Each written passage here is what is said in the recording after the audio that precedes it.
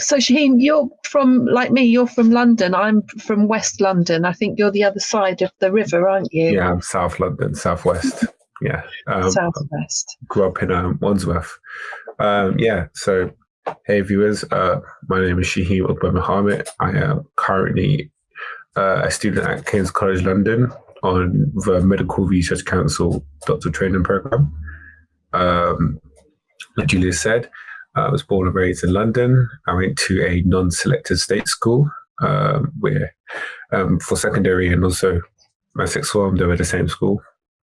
And I was diagnosed with dyslexia from a very young age, like I think as long as I can remember. And I've pretty much always struggled with it. And I think that's really going to be the nature of the conversation today. I also like the title resilience. I think anyone who is dyslexic, resilience is a big part. Being resilient is a big part of their life. I think for me especially, that was the case from, just my studies in general, all the way up into, sorry, the police car, up into like being resilient in academics and also even trying to hit my certain goals. I remember that being dyslexic, it helped, teachers and people thought I couldn't achieve a lot of things. So I had to be resilient within myself to make sure I can reach my full potential. That was a roundabout way to answer your question, Julia, but that's the information you wanted. Absolutely perfect. Absolutely perfect. So we've got something in common. We both have difficulty with dyslexia, yeah. And you said that you had your diagnosis quite early. So I think the earliest you can get a diagnosis for dyslexia is age 7. So it sounds as though someone at home must have recognised that there was something happening. So who was responsible? I think it must have been one of my teachers. I actually struggled with language very young. I actually had a speech impediment. And a lot of speech therapy throughout primary school. And then because of that, they looked at other forms of learning difficulties. And one of them was also dyslexia. During those times, I wasn't really aware. I knew that I was behind. I literally, everyone will learn in one room, while me in this SEN teacher will go to another room. It's just me and her.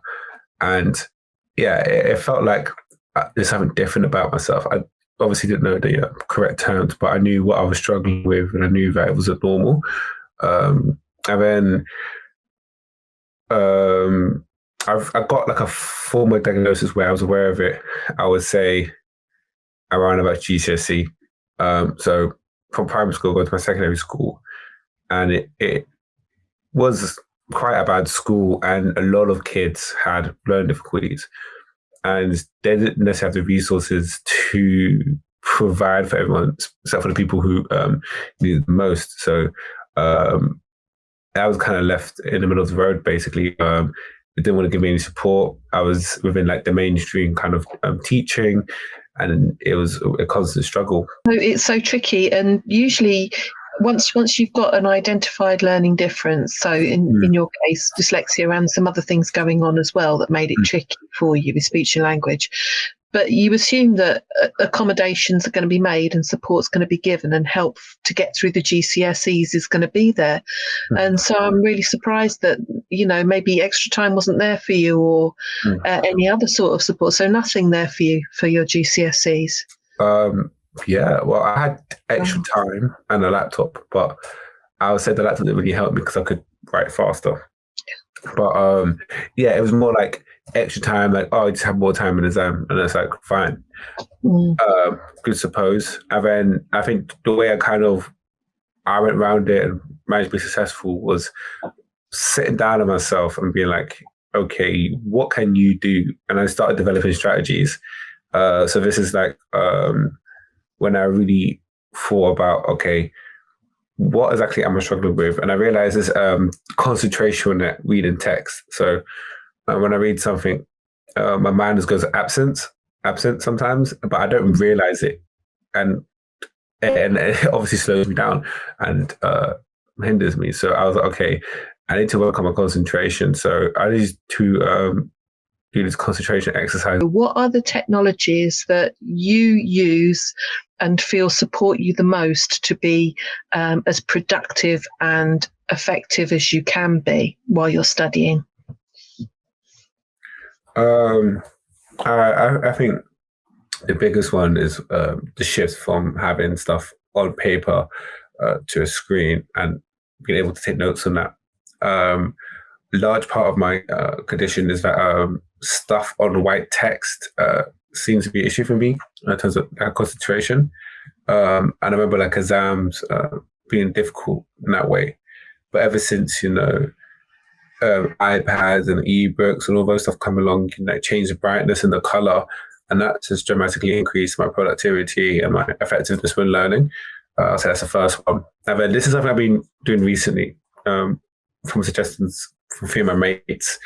It's this, I think it's like speech to text diction kind of feature where you can speak into your laptop and it will just type it out, right? The technology's been out for ages, but I haven't really utilized it till now when I had to write these essays for my, these reports for my master's. I literally now what I do is I basically just talk to myself for 30 minutes and then I was like, okay, let me go back and make this make sense. Like let's correct the grammar, let's fix the words. And that's really helped me out. I think there is a success formula for people with dyslexia. I think this can't word, as a teacher who's had that similar experience, I used to say, success comes in cans, not can'ts. And my teacher was like, how can it come in a can, miss? It does. It comes in a can. It starts with I can. So that's that.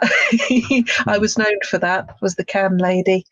But I think there is a formula for success if you are dyslexic, and I'm going to tell you what I think the formula is. And yeah, resilience is on that list. So I would say early recognition for your dyslexia is important. Having recognition that there is actually a difficulty there that can be supported. Really important.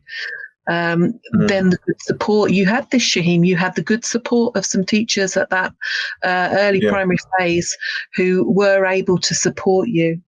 The next thing is personal determination. You have absolutely exemplified how you do that through this conversation today. Resilience, absolutely. You've got to be able to take the knocks and get back up again. Good. Sorry, I want to interrupt you, sorry, because I feel like I want to say something tangible, but I feel like I haven't been saying anything tangible. And I think, like anything in life, it is about self-determination, right? And like, what worked for me might not work for someone else. But I think if I just say what it is for me, maybe you can see the general pattern and apply it to yourself. Like, where I'm come from, the people I have around me, success is nowhere means like guaranteed, and like you rarely see it, and it's sad and it gets you down. And I always wanted to not only be different but to change that. I think for me, being successful isn't necessarily having personal success within my career, but helping everyone around me and my community, and kind of seeing just like depravity or like stuff which is not nice, it's going to make you motivated. So I think if you have something you want to change, something you want to fight for, translate that into a goal you can achieve for yourself. That is the easiest way to get self-determined. And I hope that is something tangible which you can take from this live stream or live. Without a doubt. I think that you've just absolutely encapsulated that really crucial point. And clearly you have grown up in a part of London which I know, and a lot of us living in places and situations where it is really tough to get the breaks and the support that you need to be the best person you can be. And that's why I want to focus the last half of my career towards that. I think what I've also realized is that you have to achieve something to change something in a way. Because if you just say, let's stop doing this and let's do this. But why should I listen to you? And then it's like, oh, there's actually not a reason till you achieve something which people see as valuable or something commendable. And that's kind of my aim right now, is to be an innovator within my field so that I can use that influence to change the situation as it is. And also, there's also amazing organizations out there already and individuals doing that. So I'm also fairly confident that the years will be better and things will change.